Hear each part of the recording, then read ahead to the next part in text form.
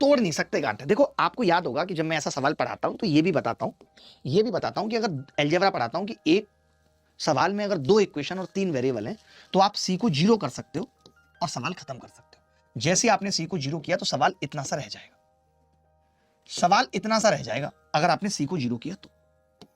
आप देखते रहिए।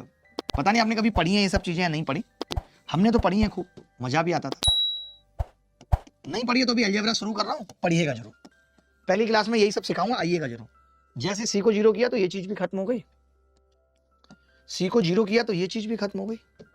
इतना सा सवाल रह गया बस, सी को 0 किया। अब मैंने कहा यार क्या करें, तो आपने कहा जी वही अभी जो आप बता रहे थे डिजिटल सम वो लगा लेते हैं। 5 और 1 6 का मतलब -3 लिख दिया, 5 और 3 8 का मतलब -1 लिख दिया। ये मुझे पता है a + b की क्यूब।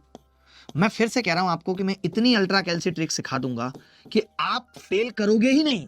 जितनी देर में सवाल तरीके से होगा उससे कुछ एक सेकंड में आप सवाल करके आगे बढ़ जाओगे, चाहे आपको 2 मेथड भी लगाने पड़े। -6 का मतलब हो गया, सॉरी -3 होगा ना, 6 है तो -3 होगा।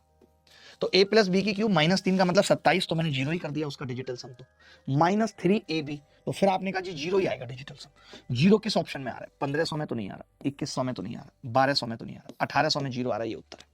कोई कैलकुलेशन नहीं की मैंने यार। एक बच्चा पूछ रहा है -1 क्यों कर दिया। देखिए आपने डिजिटल सम पढ़ा है बहुत जगह, मैं मान रहा हूं, आपने शायद अभी तक माइनस डिजिटल सम नहीं पढ़ा, क्योंकि आपको डिजिटल सम के पीछे की कहानी नहीं पता कि डिजिटल सम है क्या। Actually digital sum is the reminder when a number is divided by 9। तो हम नेगेटिव रिमाइंडर पढ़ाते हैं ना, वैसे ही नेगेटिव डिजिटल सम भी होता है। आप जब मैं कैलकुलेशन को आसान बनाने की बात कर रहा हूं तो मैं इसको 8 क्यों लेके चलूं, मैं क्यों ढूं इसको 8?